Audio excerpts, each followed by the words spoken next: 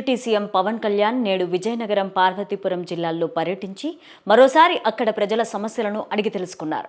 2018లో తాను ఆ ప్రాంతాల్లో పర్యటించినప్పుడు అక్కడి ప్రజలు ఇప్పటికీ రోడ్లు లేక తీవ్ర అవస్థలు పడుతున్నట్లు ఆయన తెలుసుకున్నారు. వృద్ధులు కూడా మంచినీటి కోసం నెత్తిపైన బిందె పెట్టుకుని కిలోమీటర్ల దూరం కాలినడకన వెళ్తున్నట్లు ఓ వృద్ధురాలు అప్పట్లో పవన్ కళ్యాణ్ దృష్టికి తీసుకొచ్చారు. రోడ్డు సౌకర్యం లేకపోవడం వల్ల గర్భిణీలకు పురిటి నొప్పులు వచ్చినా లేక ఎవరైనా అనారోగ్యం బారిన పడినా వారిని ఆసుపత్రికి తీసుకెళ్లడంలో అనేక ఇబ్బందులు పడుతున్నట్టు అక్కడి స్థానికులు చెప్పారు. ఇప్పటికీ రోగులను మంచంపైనో లేక డోలీలోనో తీసుకువెళ్లాల్సిన దుస్థితి ఉందని పవన్ కళ్యాణ్ కు చెప్పుకొని వాపోయారు. అప్పుడు రాజకీయ పార్టీ నాయకుడిగా వారి సమస్యలను అడిగి తెలుసుకున్న పవన్ కళ్యాణ్ తాజాగా డిప్యూటీ సీఎం హోదాలో ఆ ప్రాంతంలో పర్యటించారు.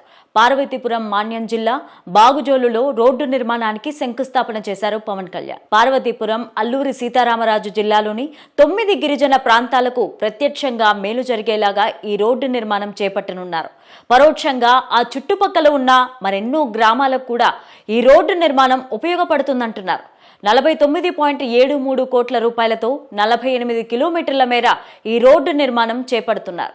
పార్వతీపురం జిల్లాలో పవన్ కళ్యాణ్ పర్యటన, రోడ్డు నిర్మాణానికి శంకుస్థాపన సందర్భంగా ఆయన పాత వీడియో ఒకటి ప్రస్తుతం వైరల్ అవుతోంది. గతంలో పవన్ కళ్యాణ్ అక్కడి ప్రజలతో మాట్లాడుతూ, మీరు ఓట్లేసినా వేయకపోయినా మీకు మనస్ఫూర్తిగా అండగా ఉంటానని అప్పట్లో మాటిచ్చారని, అలాగే ఇప్పుడు ఆ మాట నిలబెట్టుకున్నారని పవన్ కళ్యాణ్ ఫ్యాన్స్ అంటున్నారు.